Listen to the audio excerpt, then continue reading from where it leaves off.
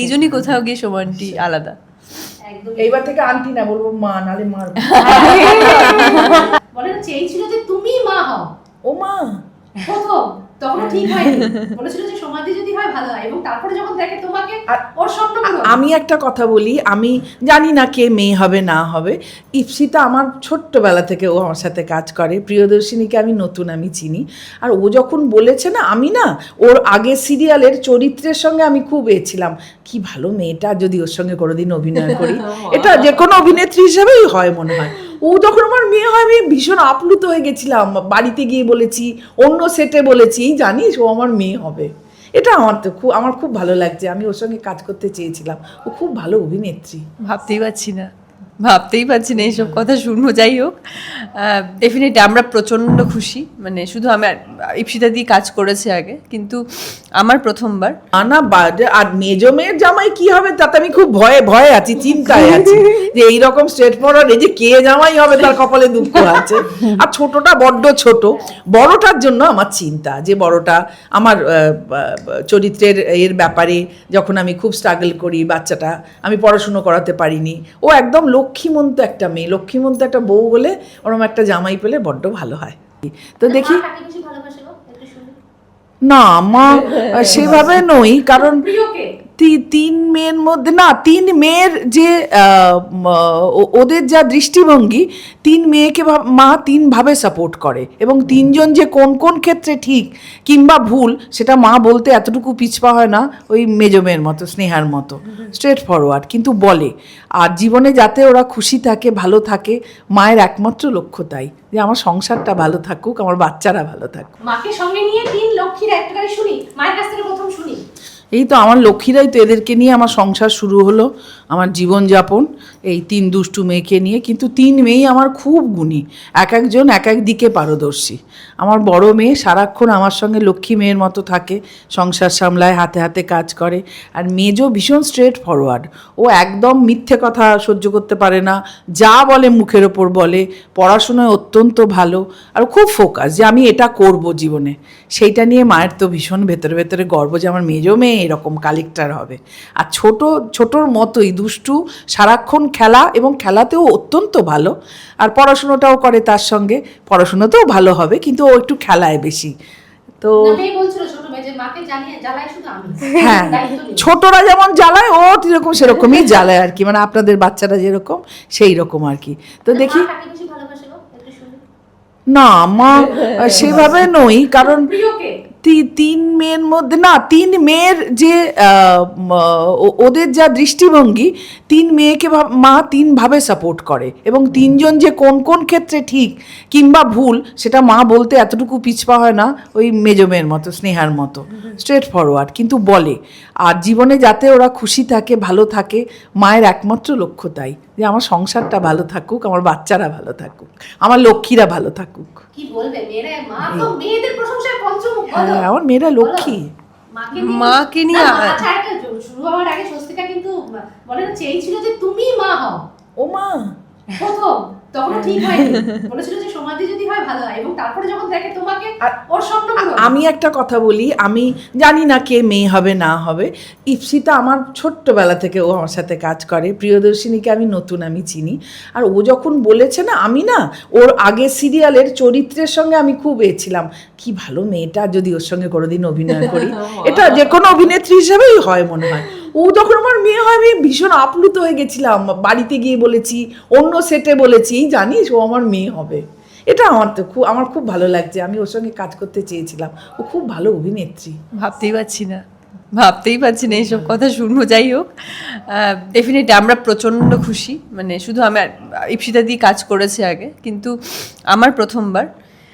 আমার কাজের এক্সপিরিয়েন্স এখন আমি বলতে পারবো না, কারণ এখন আমি কাজ করিনি, কিন্তু কোথাও গিয়ে হয় না যে হ্যাঁ, মানে এই সিনগুলো করব, আর কোথাও গিয়ে না নিজের মনে হয়। সোমানটিকে আমি যখন সামনাসামনিও দেখিনি, আমি যখন টিভিতে দেখতাম তখনও মনে হতো যে নিজের।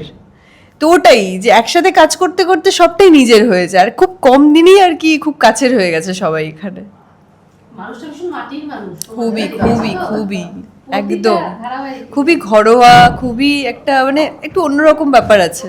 আর বাড়িতে দুটোকে ছেড়ে এসে এদেরকে পাই, সুতরাং আমার তো ভালো লাগবেই যে আমার এখানে 3টে আছে, আমি আরো খুশি, 2টোর বেশি। যত মেয়ে হবে তত খুশি। আর যে মেয়ে তোমার পার্মানেন্ট একেবারে বলতে গেলে ওই যে একটু জিজ্ঞেস করি। পার্মানেন্ট বেশি ছোট্ট থেকে নেই, সে ক্লাস 10 দিল আমার সামনে। সোমান্টির সাথে আমি কাজ করছি 2011 সাল থেকে। আমি তখন ক্লাস 8-এ পড়তাম।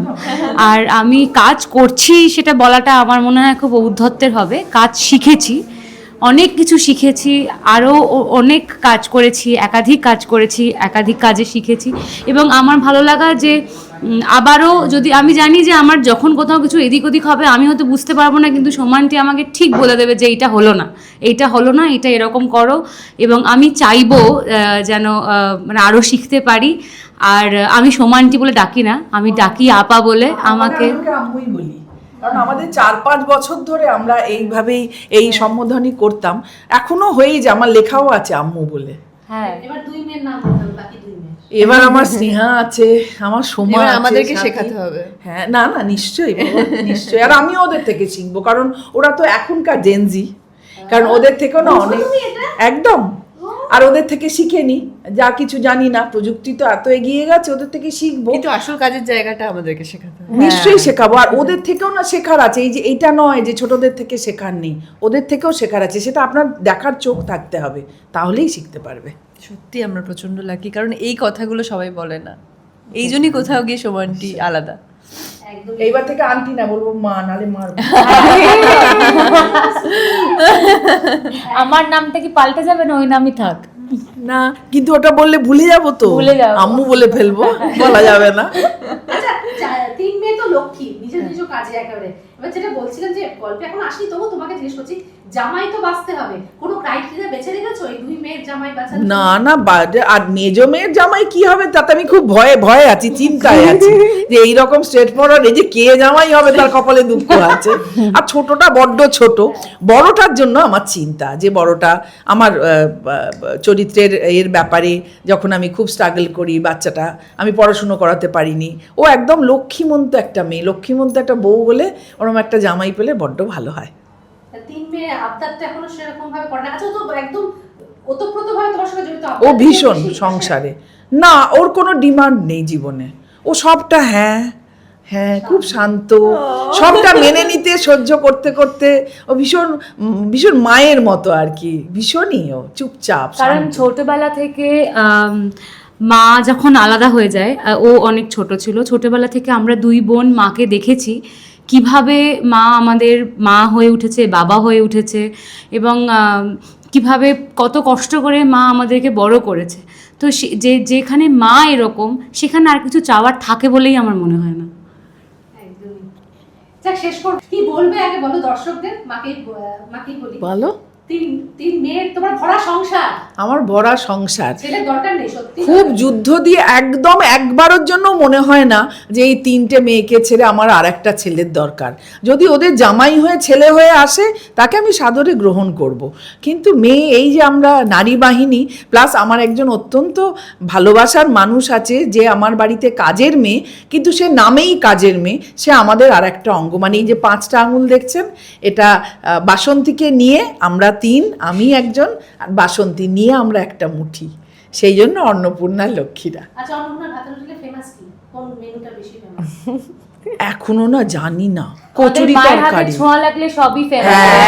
এবার অবশ্যই দেখবেন অন্নপূর্ণা লক্ষ্মীরা, আমাদের অনেক আশীর্বাদ করবেন, এবং আমাদের পুরো টিম খুব খেটে কাজটা করছে। আমাদের সেট, আমাদের লাইট, আমাদের ক্যামেরা, ডিরেক্টোরিয়াল ডিপার্টমেন্ট, যিনি রাইটার আছেন তিনি, আমাদের অসম্ভব ভালো একটা টিম। আমাদেরকে অনেক আশীর্বাদ করবেন, আমরা যেন এটা ঠিক মতো চালিয়ে নিয়ে যেতে পারি প্রত্যেকে। একদম, সবাই পাশে থাকুন, সাথে থাকুন, আর অবশ্যই অন্নপূর্ণা লক্ষ্মীরা দেখতে ভুলবেন না জি বাংলার পর্দায়।